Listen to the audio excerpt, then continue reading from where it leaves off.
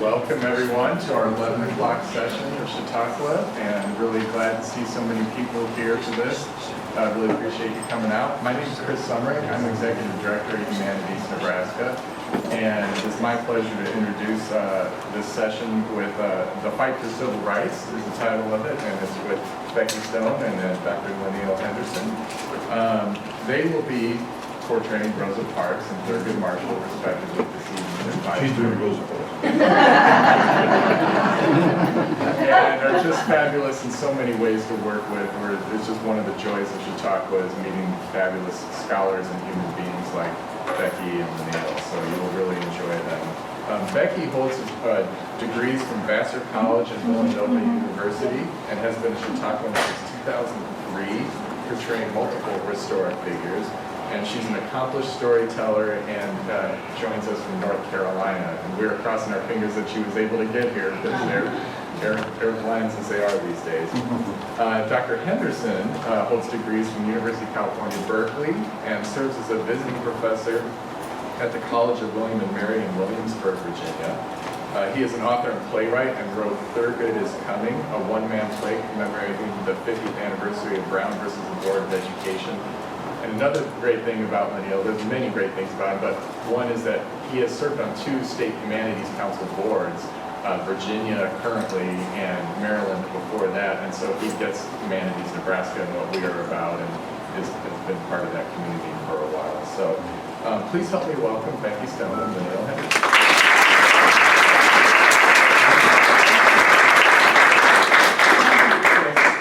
For hosting us and introducing us. I'm Becky Stone, and I think it would be an interesting take to watch you do Rosa Parks.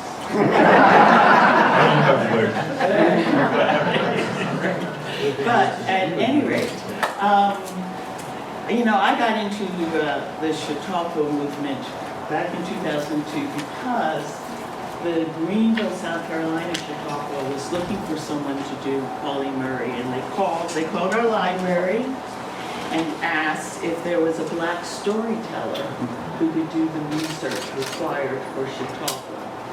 And they called me, and I said, you mean I get to use my theater background and my storytelling background, and I get to be a student and be paid for all of this? Yes, I'm right. And it's not my primary occupation, but I've been doing it since then. So I'm not a professor, but I have done a lot of reading once I started researching. I was born and raised in Philadelphia. When I started researching Rosa Parks, I thought, we need to know something more about Jim Crow. And as I read about Jim Crow, I realized I needed to know more about Montgomery in the 50s and life in Montgomery and all of the things that led up to the event. And as I was doing my research, I kept thinking, why 1955? Why Montgomery, Alabama? And you know, there are lots of things that feed into that moment of time. But I have chosen 3 people. And when I thought of them, I thought, gosh, I should open this lecture with, who are you gonna run to? Ghostbusters! Because the people in Montgomery, Alabama, in the late 40s and, well, all of that decade really, and early 50s ran to the NAACP in Montgomery, Alabama. And it had gone through a change thanks to E.D. Nixon, Edgar Daniel Nixon, he preferred to be called E.D. Rosa Parks, who served as secretary for the NAACP from her very first meeting. She was the only woman there. They were electing officers. Only woman? Why, of course, you're secretary. So she had been secretary for the NAACP for quite a while. And then Joanne Robinson would be the other Ghostbuster.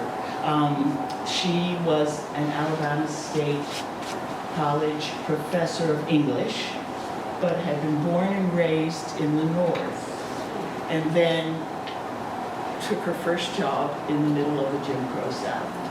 And she was a member, but eventually was elected president of the Women's Political Council there in Montgomery. So I want to look briefly at what Montgomery was like and look briefly at these three people and the events leading up to 1955. And for me, it's given me kind of a foothold on what happened with that Montgomery boycott. And I was able to, bring Rosa Parks to life, having that kind of information informing my performances. So there I am talking like a theater major. So, all right, Montgomery. Montgomery had a population of 120,000, and about 40,000 of those people were African American. And this is just a result of what I've found. I have no personal experience with this. But when I moved south, my mother called me and said, "I'm not coming down there unless y'all have bathrooms." Because 80% of the African American homes in Montgomery in 1955 had no hot water and were still using chamber pots in their houses. And when I read that, I thought, oh, no wonder my mother said that to me. Now that was true for many white residents, but only 6% of the white residents of Montgomery were stuck in that kind of situation. There were no parks, streets were not maintained in black neighborhoods. So, when Rosa Parks finally registered to vote, that was 1945, and she got to vote in 46. There were 40,000 African Americans, and there were 31 registered to vote. When she went back to school to get what, at least where I'm from, they call them GEDs, to finish her high school education, the statistics are that 7 out of 100 African Americans had finished high school in Montgomery, Alabama. So that's, that was the situation for a lot of families. But not everyone. There was a professional class, a middle class neighborhood, Centennial Hill, where your preachers and professors and funeral directors and those people lived. And they were primarily the people who ran the civic organizations to build up the race. They were the head of the NAACP, Progressive Democratic Association. There were several other organizations. Now, the first of our three Ghostbusters, E.D. Nixon, was a Pullman porter. And even though, it didn't require an education to be a Pullman porter, you had a lot of status in the black community. And you had an advantage that many of the middle class did not have, in that you had traveled all over the country and seen how the rest of the country lived.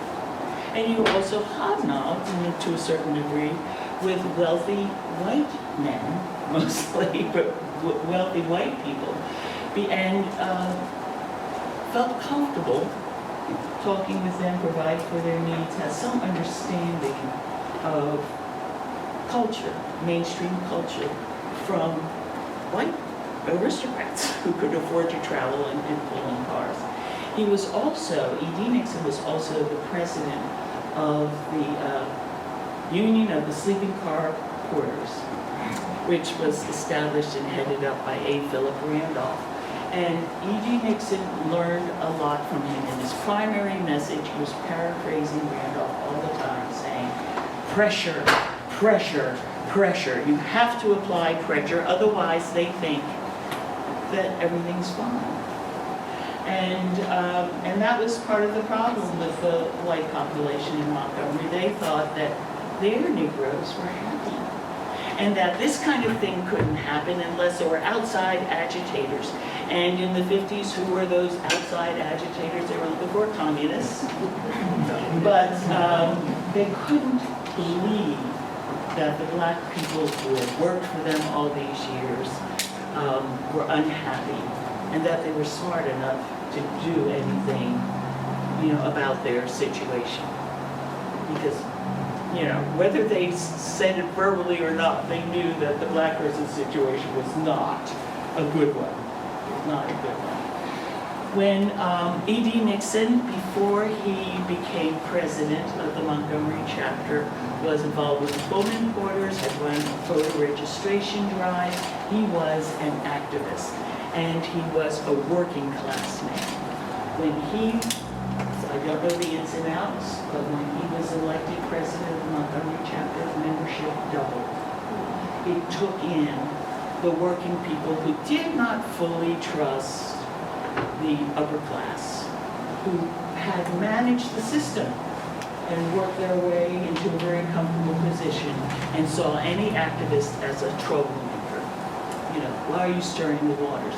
And I read anecdote after anecdote of new people coming to town and being horrified when they said something out of turn. It wasn't that they had done any specific action, but they just said something that had led to their being arrested or,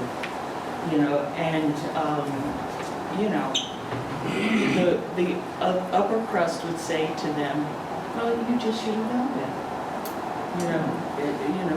What do you think? This is the way it works. So, but E.D. Nixon, they knew, was a changer. Under his leadership with the NAACP, he did not, he got more people registered. He did, effectively did little things like convincing the police commissioner to press charges against an officer who had raped, a young black woman. He also got, I've forgotten at this point what government agency it was, but for, the city to put up half of the reward for information on someone who had brutalized a black citizen, and the NAACP put up the other half. Now, none of these led to any arrests or anything, but the black community saw that he would try to do something. And when something happened, they went to the NAACP, and as secretary, Rosa Parks was the one who took down the information, documented things. She wrote letters, consulted on speeches, speaking engagements, and they sent her out to get affidavits on things where they thought they might prosecute to try a case. So she talked with people about what had happened to them and never got anyone willing to sign an affidavit or testify. But she understood. If you did something like that, you were risking not only your life, but your family's lives, jobs, livelihoods. So they knew her. People in Montgomery knew her, and they knew her as someone who was willing to go to bat. And they knew her as someone who could be respected, which was an important part of her being chosen to be the case that the NAACP would pursue. Okay. We've done a little bit of E.D. Nixon, a little bit of Rosa Parks, the NAACP. Joanne Robinson is, you'll find out tonight, is so totally instrumental to this thing happening. But the very first month she was living and working there, she got on a bus in 1949. And she thinks she maybe sat too close to the front of the bus. The bus driver got up and harassed her and said, "You get off my bus." And she was totally bewildered. She had no idea that she was breaking any law. And she was terribly insulted by the way she was treated. She understood the bus driver had the authority. She kept him from striking her or pulling her or manhandling her, and she got off the bus. And when she did, she made herself a promise that she was going to get back at them. this was not to be tolerated. And when she told other people what had happened to her, they were kind of, well, that's the way it is. And she said, we could boycott. No one was up for trying to boycott the bus company. But she went ahead and thought it through in her mind. When she became the president of the Women's Political Council, she met with the leadership of Montgomery, Alabama on a frequent basis, arguing for better lives for the black people there. But she did tell the mayor, a boycott's coming. We need to boycott the buses. Because when you think about it, black riders were 75% of the passengers on the bus line. And they were treated very poorly. The demands that they made with the boycott were not to end segregation, but the first one was to be treated with respect on the buses. And sometimes they were. The segregation laws on the buses were enforced by the policemen, by the bus drivers, who acted as though they were policemen because they enforced the law and they all carried pistols. Now, I had not in my research read about any bus drivers shooting people, but that was just like their badge of authority. But there were many stories of people and women and young girls and pregnant women as well as men, but mostly women, dragged off the bus, beaten, kicked by the bus driver. And, with no discipline from the bus company or the city for having taken those actions. So, Joanne Robinson may not have known the law when she sat too close to the front, she thinks, but she could sense that bus driver was a threat. And she felt as though that could be changed because she lived where, there were no Jim Crow laws. And she knew that it could work. You look at the buses again, too, and you see that if 75% of the riders are black, and they have the back 10 seats, and they can't stand in the aisle where white people are sitting.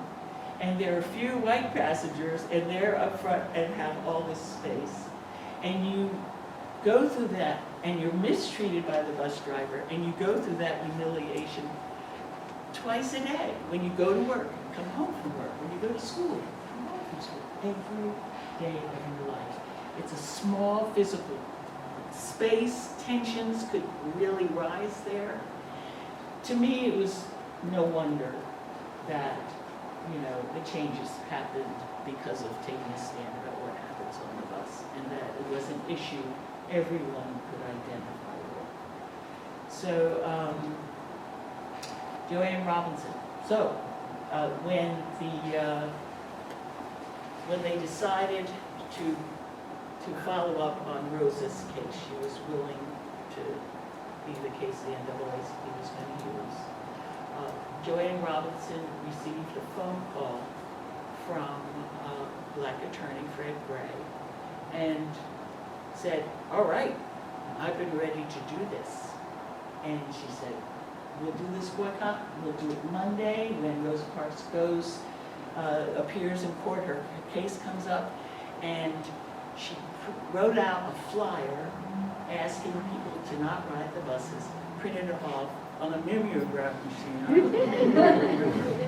But 35,000 copies, all her students, had her students come and distribute them throughout the neighborhood. Now, that was essential to have, they made the decision Thursday night, so Friday morning they got to work, Monday morning the boycott was to happen. If Joanne Robinson hadn't been ready, could it have happened? I doubt it. I doubt it. It took E.D. Nixon working with the black ministers to get them to preach the boycott. He also had connections with the newspaper. The newspaper covered it. But I just feel like, she was essential. She was essential.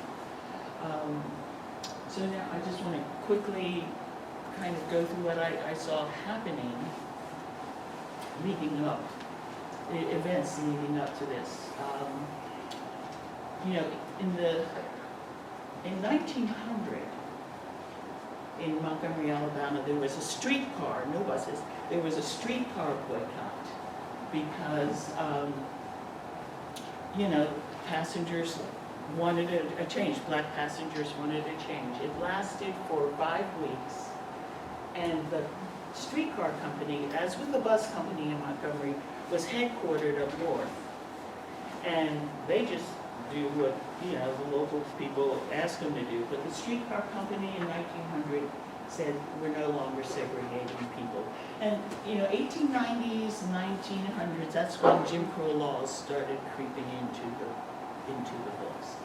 So there was that history in 1900, but soon after that, like 1903, I think, Montgomery passed segregated laws for public transportation again. So people had lived with that all through the 1900s.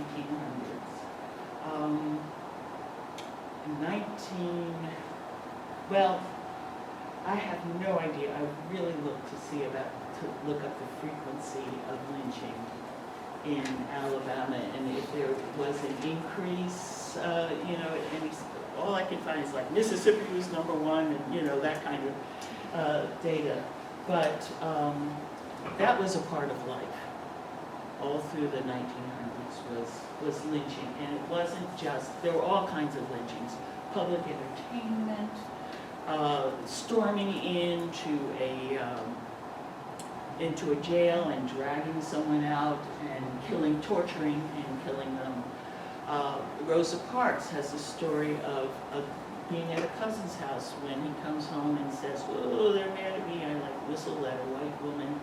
And immediately the family took him out of state and the mob or whoever they were came to the house and found out that boy was gone and opted to take someone else. They talked him out of it, but it's not unusual to hear about a brother, a guy who just happened to be present, a sister, you know, taken and tortured and lynched, etc. Just all kinds of horrific stories. So this is the fear that kept people from wanting to testify. I mean, that terror, domestic terror. So that's going on. Let's see, 1953 and 1954, the first black attorneys opened practice in Montgomery. They were born and raised in Montgomery, were educated outside of the South, came back and passed the bar and opened practice there. And I really feel as though that made a difference. They had legal advice from a white attorney, Clifford Durr, but he was not going to represent them, with, you know, black people in this white court system. But that empowers you to know that, hey, we have 2 black attorneys, and it's you know, Miss Morrow's son or nephew, whatever, you know, it's a homeboy. So, and in 1954, there's reason for encouragement that, you know, segregated schools were declared unconstitutional. Nothing had changed in Montgomery, Alabama. E.D. Nixon and Rosa Parks had led students, black students, up to the white schools and turned away. Almost on a weekly basis, Rosa Parks would take people to try and integrate the white library in town. She did a lot of things like that. But at any rate, nothing had changed in Alabama. But 1954, the law had changed. And then, I'm going to skip those cases. But 1955, in the summer of 1955, August, Rosa Parks had the chance to go to the Highlander Folk School in Tennessee, which had its focus was developing leadership for grassroots movement change, and their first focus had been the labor movement, and in the 40s they kind of shifted over to civil rights. So in the summer of 1955, Rosa Parks had the opportunity to go to a 2-week workshop there, which was life-changing for her. But this was August, and the boycott happened in December. You know how they ask at the end of a conference, what did you get out of this, and what are you going to take back? She said, you know, I've learned a lot, but it's not going to change anything because I've been trying for 12 years and nothing's changed. She really had no hope of anything changing. And she came back, and about a week later, the Emmett Till lynching hit the papers. And he was like a 14-year-old boy who lived up north in Chicago and went back home to see family for the summer, and in Mississippi said the wrong thing to a white woman. Her father and brother and husband or whatever just came and took him out from his home and tortured him and drowned him. Who knows? I don't know if he died before he was found in the river or what, but it was brutal. And the mother, who was in Chicago, had an open casket funeral, which was a brazen thing, risky thing for her to do, but she wanted the world to see what was going on in the South. And that made a big difference in just race relations everywhere. But still, the white people in Montgomery would think that their blacks were happy. And those were the big events, I think, that just set the mood for we need to take action. The Montgomery bus boycott was the first and to date the only time so many African Americans united, 40,000 over such a long period of time, 381 days, over a single action. And it crossed, you know, it united everyone, the working class, the working poor, as well as the privileged professional class. And it was organized and planned. 52 years earlier, Baton Rouge had a bus boycott, and they all communicated and used some of the strategies that were effective in Baton Rouge. So they were prepared and empowered and organized. And the year after the boycott ended, there were over 40 grassroots civil rights actions in the South. And so clearly seeing what happened in Montgomery, you know, made a difference for everyone. And in that sense, it was the start of the modern civil rights movement. But people have been fighting for their rights in this country for a long time, long before the Fifties. I'm going to hand it over to Lenneal and to go on. Thank you so much, Becky.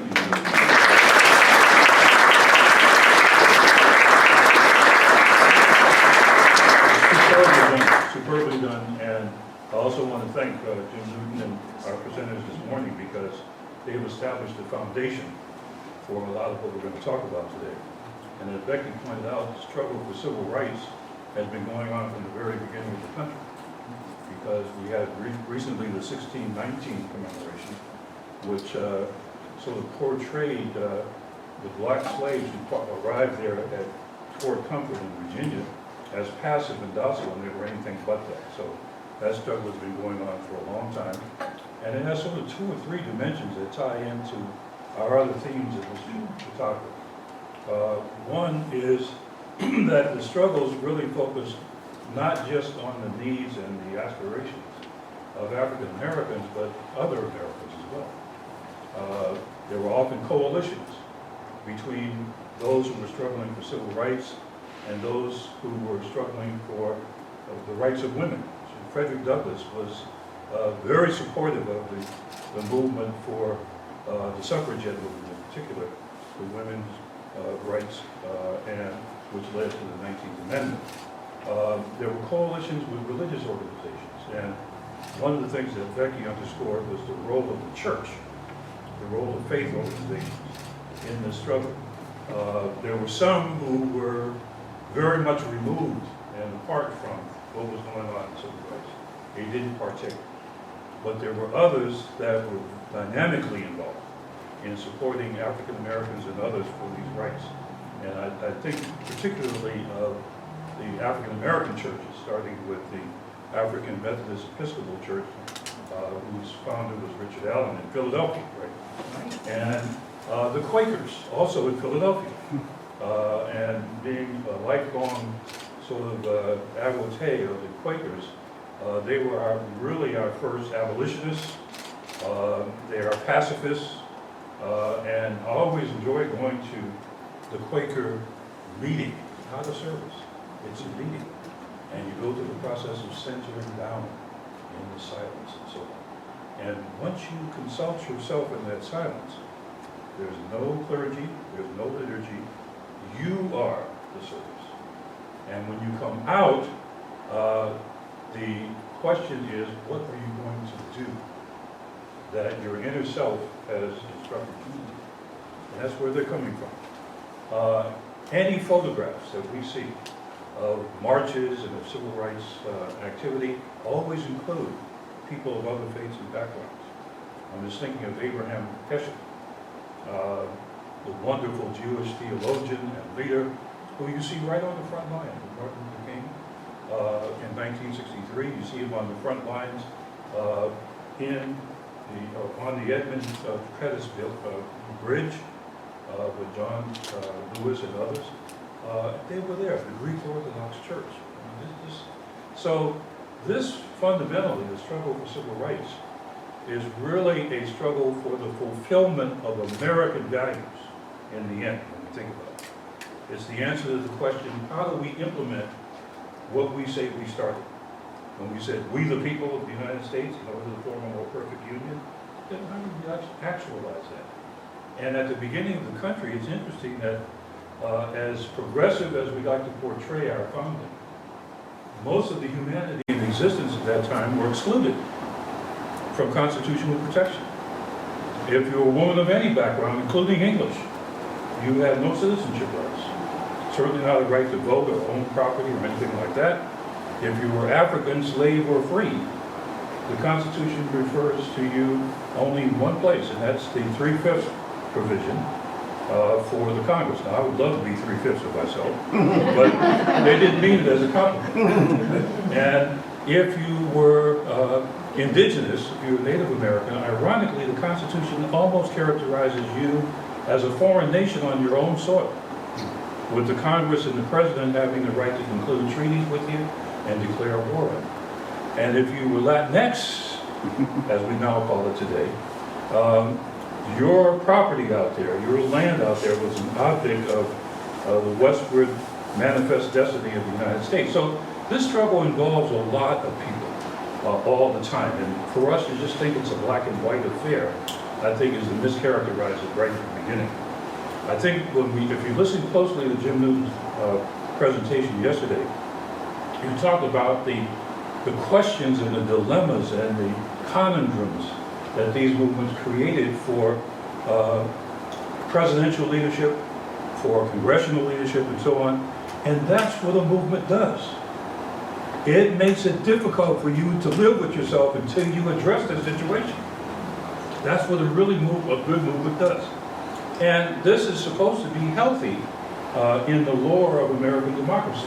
You know, even Jefferson, you know, that wonderful philanderer and so on and so forth. Even Jefferson said, you know, we have to refresh the blood of liberty and so on. And you have to agitate, be vigilant and agitate. He counseled this, you know. And this is what these movements do. As they make you ask questions about yourselves and your values that you have to come to grips with one way or another.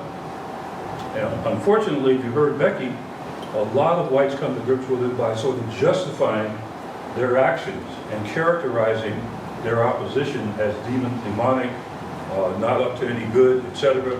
We heard this wonderful presentation on McCarthyism, where they were caricatured rather than characterized as a threat to the country. Among those, by the way, were Paul Robeson and W.E.B. Du Bois. And it so disgusted Du Bois to have his passport suspended that he decided to relinquish his citizenship in the United States and to become a citizen of Ghana, where he died. And ironically, he would die on the day before the March on Washington. Just great irony. So there's that dimension, that struggle with values, that struggle with oneself as a country, coming from the people who you most subjugate and their coalition.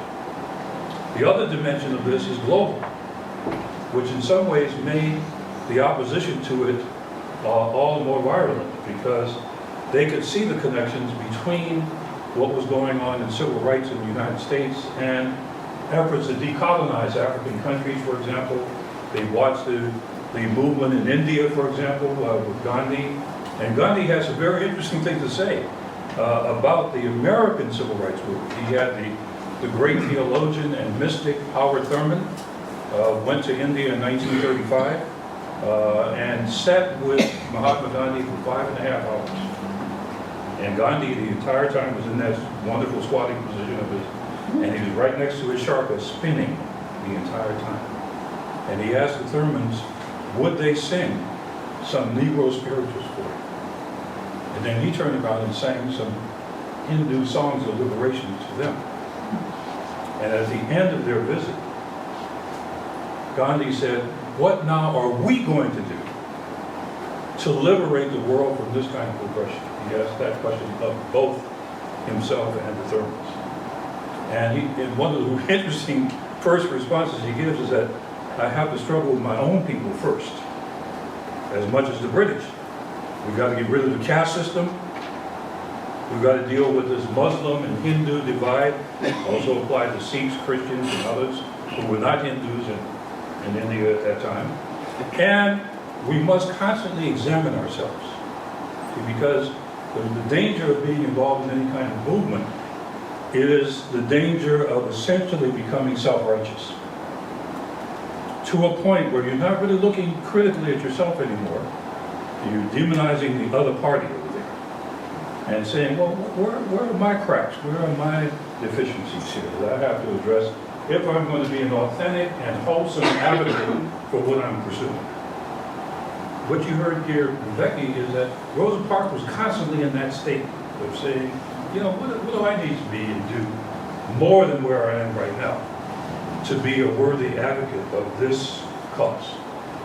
And so it was interesting that at the end of the Thurman and Gandhi visit, he gets up and he hugs Howard Thurman and his wife, who looked like an Indian actually, she looked like a lady from India, and gave them the cloth that he had been spinning for those 5 hours. So when I went to visit Howard Thurman in his little private study in San Francisco, he would always proudly go back to his credenza and pull out this now yellow cloth that had been given to him by Mahatma Gandhi. He treasured it as a symbol of that experience. So there was always this global dimension. It's interesting that W.E.B. Du Bois, as an undergraduate student, goes to the South for his education, undergraduate education at Fisk University, and meets Africans, people from the Middle East and the Caribbean there. And this is the beginning of his interest in sort of the global dimensions of race and Africana.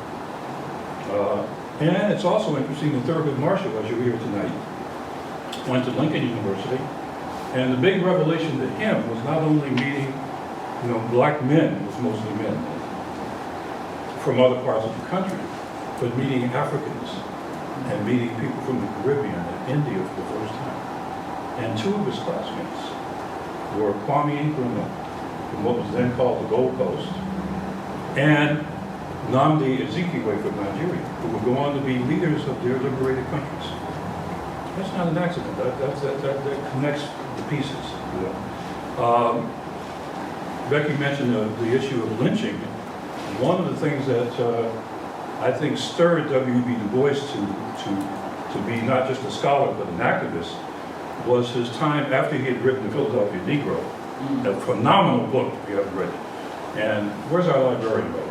Where's our librarian? I'm sorry, just If you don't have that book in your library, I promise you I will send it. I promise I will send it. But the Philadelphia Negro is arguably the first major sociological work done on a city in the United States. It's a phenomenal book. And Du Bois did all the research himself. He walked from place to place, interviewing 4,000 or 5,000 African Americans in the 7th Ward of Philadelphia. An amazing feat. But when he went to Atlanta, he couldn't get a job, even though he had a PhD from Harvard and had studied 2 years in Germany at the University of Berlin. And Du Bois was kind of comical, actually, because he couldn't say anything simple. He was just such a genius.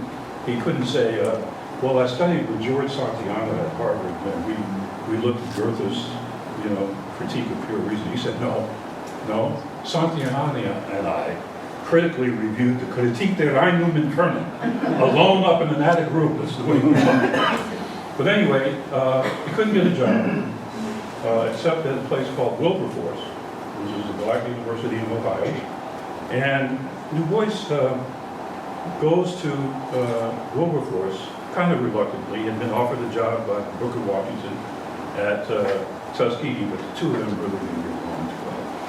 So Booker Washington offered him $1,500 a year, which is a lot of money in those days. Wilberforce offered $800, so he went to Wilberforce. It was run by the Methodists. And they had vespers every morning for the students. And so they'd be in the room like this, and the young student would conduct the vespers along with the minister. So the young man sees Du Bois in the back seat there, and Du Bois hadn't been in German, dressed, I mean, he was really dressed to kill. He had a top hat and spats and, ascots and all this kind of thing on, and a cane. And so the young man says, we will now be led in prayer by Professor Du Bois. And Du Bois stops and, no, you won't. And that fire is right there. But then he goes to Atlanta, Georgia, and institutes the Atlanta University Studies of African Americans there.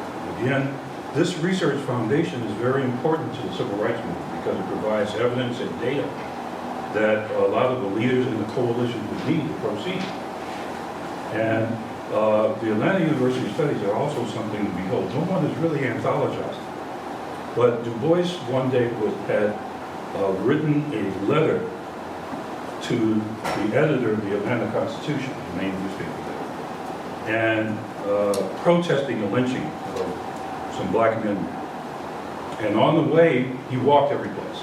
On the way from his office at 673 Becky, all the way down to downtown Atlanta, he comes across a meat store. And in this meat store is displayed the toes and the fingers of the black man who had been lynched for allegedly defying his owner and master and so on and so forth. Du Bois was so disgusted by this that he turned around and went back to his office and left Atlanta for New York. And the reason I mention all this to you is that we see in Du Bois himself sort of 2 or 3 dimensions of the civil rights struggle. The research dimension, which often doesn't get the attention it deserves. The domestic dimension, focus on issues like housing and education and transportation. It's interesting that the Plessy versus Ferguson was a transportation case. Right? Also, like Becky mentioned with Rosa Parks, deliberately set up to test the application of the Constitution to this kind of issue. And Homer Plessy was a light-skinned black man from New Orleans, my hometown. Streetcar, so I guess that would be the streetcar named Perspire. But, so we see that dimension of focusing on the issues of African Americans in an action sense.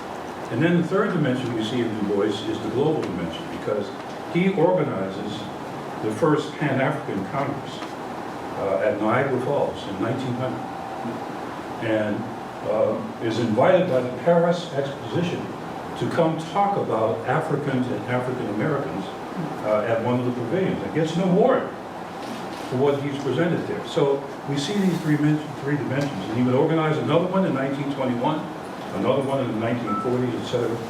Truly, authentically, and a Pan-Africanist And he said we have to understand the civil rights struggle in this broader context, global context, because the white people were fighting for the world, much as they did in the 19th century with colonialism, right?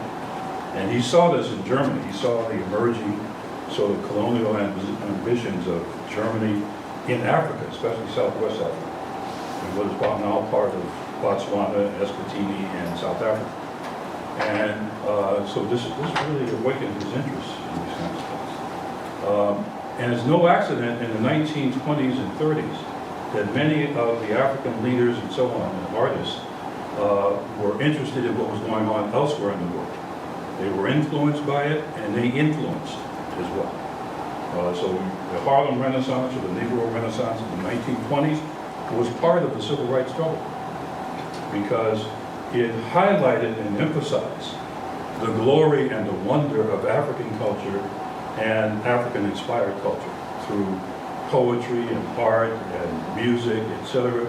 No accident that during his 20s, you know, Louis Armstrong emerges, Countee Cullen, the poet, you know, all of these artists who would. And when we get to the 1930s and they lose their white patrons, the federal government had the Federal Writers Project, the Artists Project, which subsidized some of these folks while they were trying to do their art. And the reason I mention this to you is that there are all kinds of ways to fight for civil rights. And one is symbolic, because the characterizations that we saw in the movies of D.W. Griffith, you know, were countered in a sense by people like Duke Ellington and Cab Calloway, who always dressed immaculately. You never see them in overalls. You know, you never see them in the kind of attire that was part of the caricature of African American men. Just immaculate. They were trendsetters in fashion. And I actually did a one-man play as Cab Calloway one time, hairless version. And it was really interesting. This guy was really dressed to the nines. He was the best, you know, but he was performing his act, but he still made a statement about the elegance and the majesty of the way African Americans were and the way they dressed. Josephine Baker, you know, so just the way she appeared, what she did, she was countering these stereotypes, challenging these stereotypes, and she was in Paris.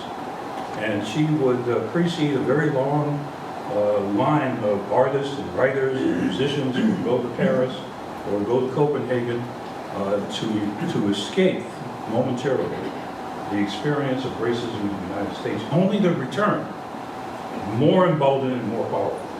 So the world makes a difference in the civil rights. It really makes a difference. And it's interesting, we'll go into this tonight, that in the 1950s, as really well put together by our colleague over here, one of the things that Thurgood Marshall did to deal with you know, the sort of marginalization of civil rights organizations, he made a deal with the FBI and J. Edgar Hoover that he would give them the names of black people who were in the Communist Party. He hated communists too. He would give them the names, and in exchange for that, he wanted Hoover to back off of some of the things he was doing and the NAACP Legal Defense and Education Fund. Very interesting. Some even charged him with being a traitor, you know. But he said, look, let's just be practical here. This man has been the FBI director since 1924. He's not going anywhere. You know, and it was so funny because, you know, later in life, when asked about this, Thurgood said, well, you know that Hoover went after all these people, communists, and went after the civil rights movement, and gay people, and so on. And then we found out that maybe he was, you know, that he was not only a G-man, but maybe a G-string man. But anyway, so that global dimension. The last thing I want to just point out here in the struggle for civil rights is that the great irony of most of the civil rights movement, up to and including Joanne and Vivian Morgan, who was also on a bus in Virginia that where she was segregated and Thurgood had to take up her case, and Rosa Parks, was that it was dominated by men. That was a great internal contradiction, you know, that the women who were the real spirit and dynamism behind this movement never fully got their props. And I had the privilege of as an undergraduate student at Berkeley, going to the Poor People's Campaign in 1968. It was a life-changing experience. And meeting people like, Daisy Bates and Fannie Lou Hamer, and these people were phenomenal. And yet there was discrimination against their leadership within the civil rights movement itself. And the great irony of that was that today, one of the outcomes of the civil rights movement has been the election of an unprecedented number of African-American elected officials, some 13,000 out of 514,000 elected officials in the United States.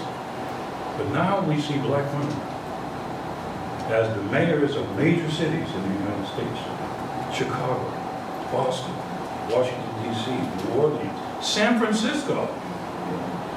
And this is going to, and they're doing a fantastic job. The only place that we had a little problem was in Baltimore. 3 consecutive black female mayors got into some trouble or another. But aside from that, extraordinary leadership. It's a great irony. It was the black male elected officials that sometimes got into a little trouble, as we saw in Detroit, Washington, D.C. I actually had the privilege of chairing Marion Barry's budget commission.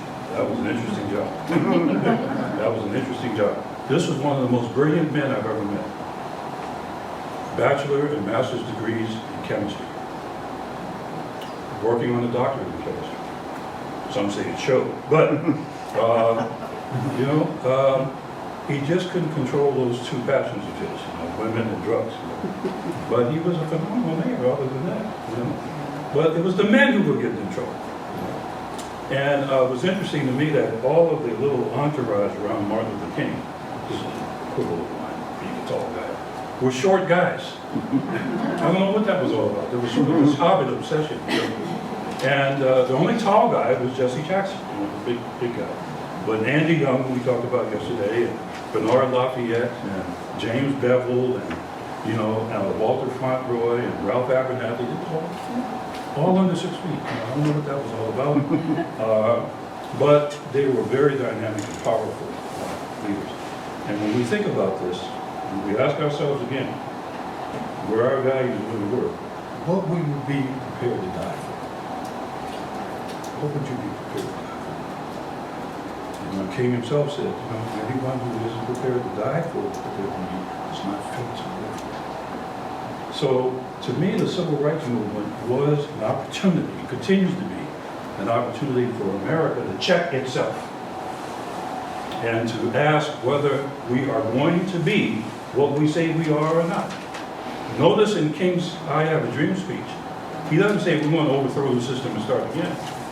He says, I have a dream that one day America will rise up and live out the true meaning of. That's a little different stance. And so, when they were overthrowing the government and all of this kind of thing, people were saying, we just want a decent education. We want to be able to ride on the bus with some dignity or on the streetcar. We want to be able to start enterprises and businesses that not only just serve our community, but the larger community. Right? We want to be able to serve in the military, fight for our country without being segregated and discriminated against. And speaking of A. Philip Randolph, I do a one-man presentation as him. Incredible, absolutely incredible. This is a socialist from the 1920s. And his wife, here's the woman again. His wife put up the money for him to do all the stuff he was doing. She had a very successful business as a beautician, knew how to handle money, and she subsidized his newsletter called The Messenger, and his first effort to organize black workers, where he tried to organize elevator workers in New York City. Didn't work out. And then he went for the home employers. My dad was a home employer also. And we remember A. Philip Randolph because he was really courageous. He got beat up a number of times. He could have been killed at any point. But the thing I would just end with, some of you saw the movie Hidden Figures? Mm-hmm. Hidden Figures. Right? Those women, the human computers, would not have been there were it not for the executive order issued by Franklin Roosevelt in 1941, Executive Order 8802, declaring discrimination on the basis of race and defense-related industries unconstitutional, and setting up a Fair Employment Practices Committee in the White House. That's how those women got there. That's A. Philip Randolph going to Franklin Roosevelt saying, you got to do something about this because we're being discriminated against and we're getting involved in the war and so on and so forth.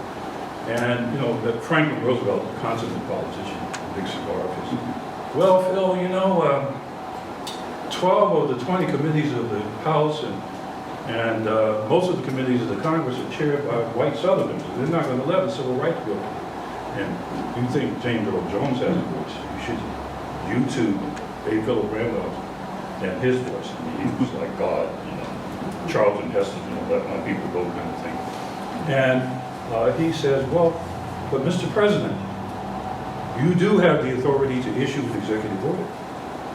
And that's exactly what he did.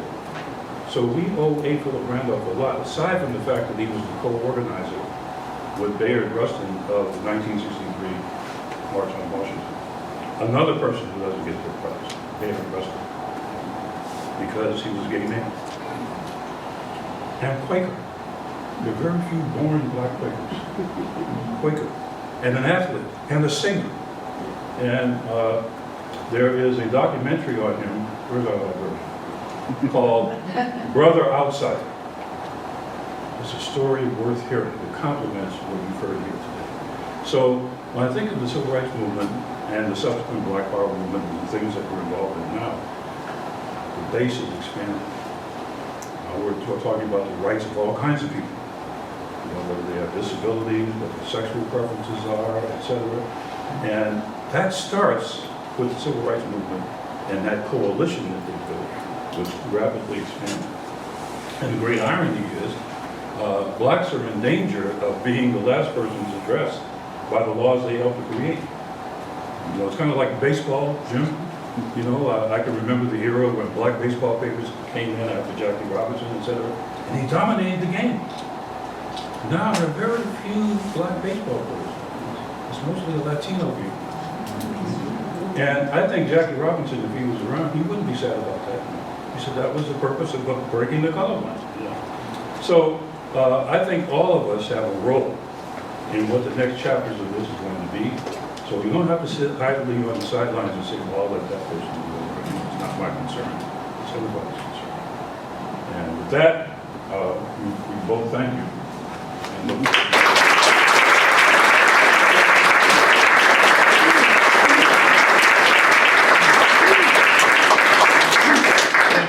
Becky. We actually have about 15 minutes remaining for audience conversation, as I believe we were putting it. So any questions of whether you want me to moderate it or you want to handle it, please feel free either way. So does anybody have any questions for Lenneal and Becky? Yes, sir. Dan. Well, Ms. Stone, thank you very much. This is really wonderful. You actually, Henderson, you talked at the very end, really the thing that I've been going over in my mind. A lot of these leaders that you talked about, some of them are of a certain age, but a lot of them are very young when they start. And of course, with the bus boycott, it is very young women and girls who can victimize so much. And so I have in mind, you know, just about a year ago, we had a lot of protests around the George Floyd killing.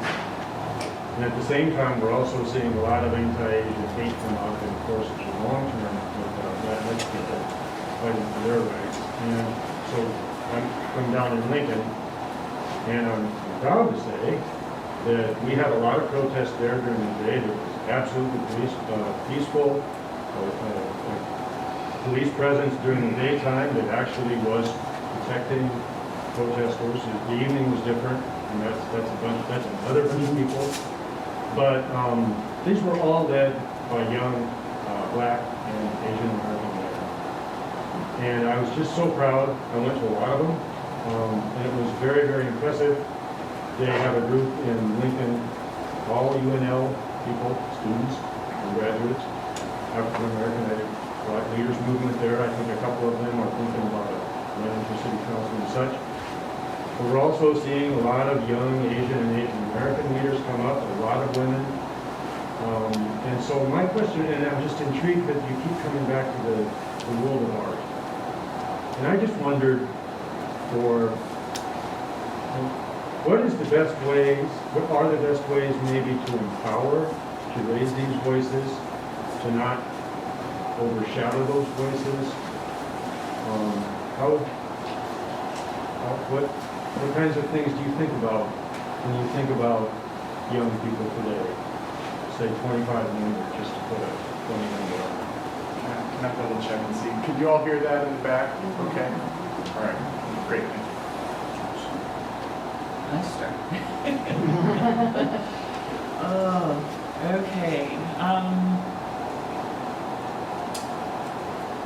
I'm going to start with my feelings about young people today. Because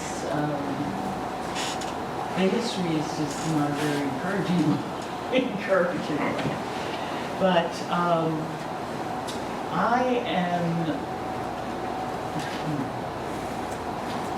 my feeling when I see young people from different backgrounds, different gender preferences, whenever I see that reflected in the culture, I cheer because they and we have always been here. And now, finally, the power establishment is recognizing that we're a part of us. We are here, no matter, what our ethnicity or gender preferences or whatever are. And I think that alone is significant for changing the thinking, because the laws have changed. What has to change is the thinking and the general sympathies and empathies and thought and practices and customs and that sort of thing. And whether those things are changing because they know that's a good news story and we're going to exploit it, or I can make money off of this. Great! I'm so glad you can make money off of this, because it's a truer picture of the reality. And I look at my children, and I live basically all the time with awareness of race relations. My husband is white. I live in a predominantly white community. Conversations often revolve around race. But the difference between my generation and my kids is just phenomenal. And I'm very hopeful.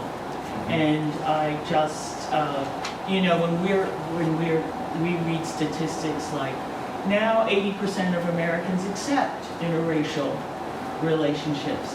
Our kids say, there are 20% of the people who don't, and I'm like, well, let's celebrate the 80. So I think that's where the change needs to happen, because the laws have given us something to fall back on and to plead through, but there's just so much. It's just overwhelming, but we're making progress, and I see it generationally. I echo that, and I would say that there are a lot of young people of all races who are picking up the story and history and putting their own spin and interpretation on it, which means they're attracted to the story. So I think of this young playwright, Katori Hall, who is now just 31, and she wrote her first play at 25 or 26 called On the Mountaintop. And it's King's last day of life at the Lorraine Motel. And there's two characters in the play, King and what looks like a maid named Kamei. And we find out later that she's really not a maid. I won't give away the story. But this lady is writing this at 25 years old, which means that she is doing it in a kind of oral tradition, carrying the story forward. When I look at young scholars like Isabel Wilkerson and and Abraham Kennedy, and these Ta-Nehisi Coates. They're not abandoning the previous generation of the story.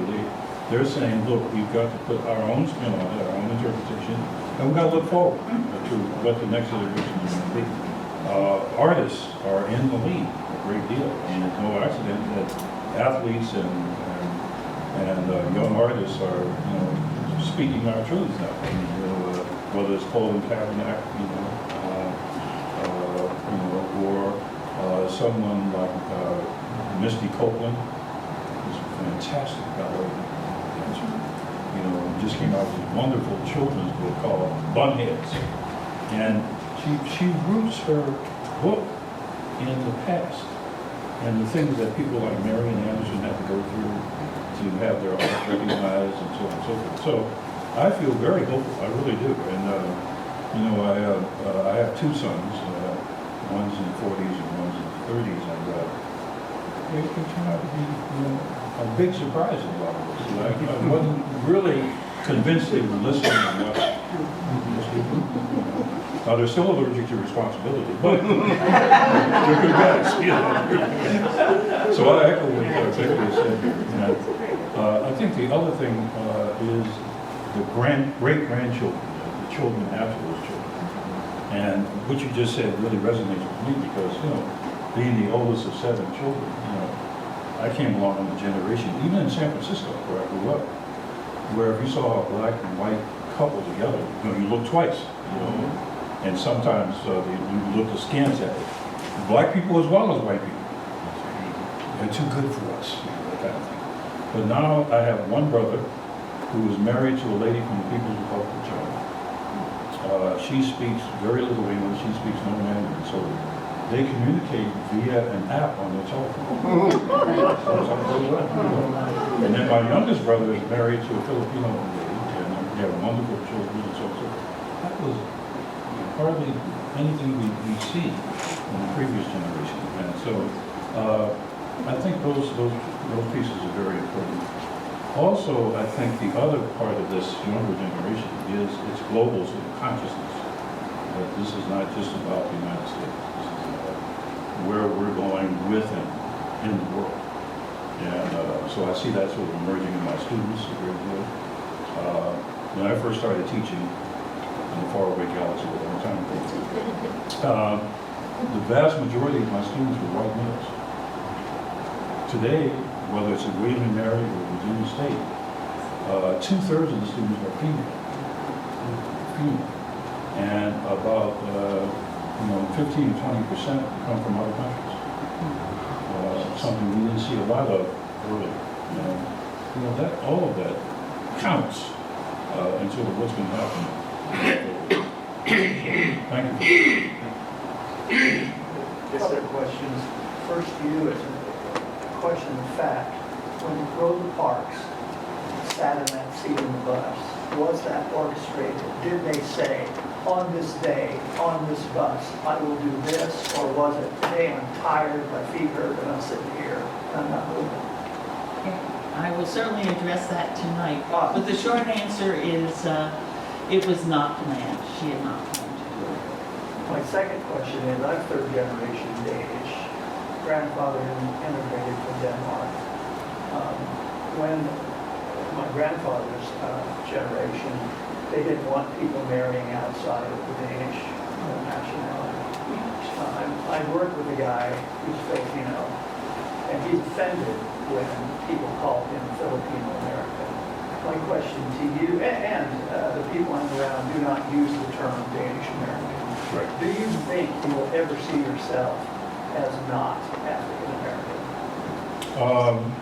Not likely, but I will also hasten to add all of my other identities.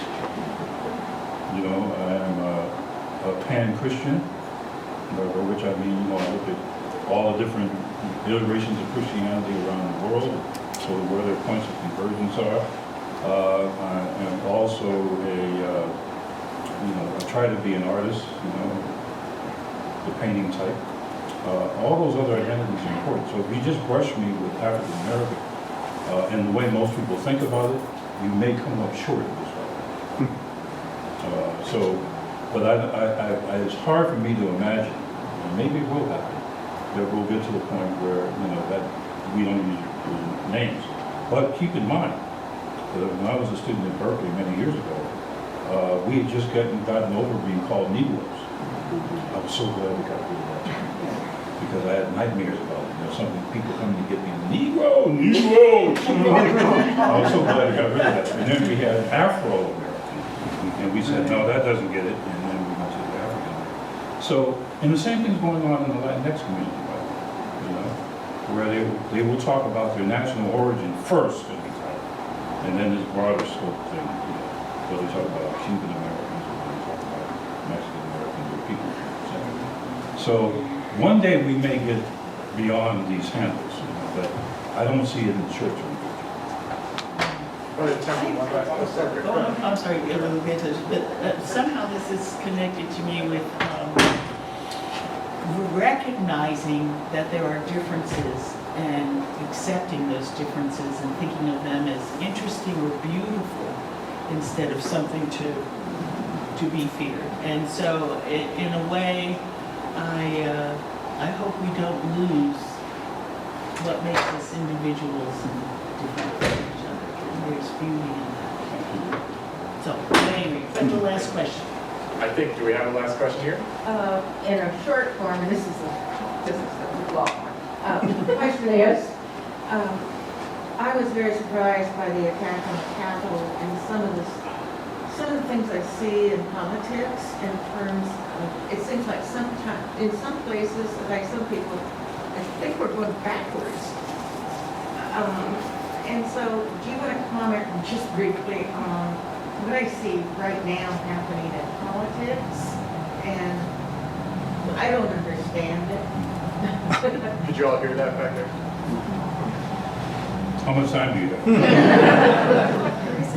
The January 6th attack on the Capitol, in some ways didn't surprise me, because it had been the culmination of a lot of things that were going on during the Trump administration. So it didn't surprise me for a historical reason, and my historians may back me up on this. Whenever people of color or other marginalized people get close to achieving some latitude and some respect, etc., there's this backlash.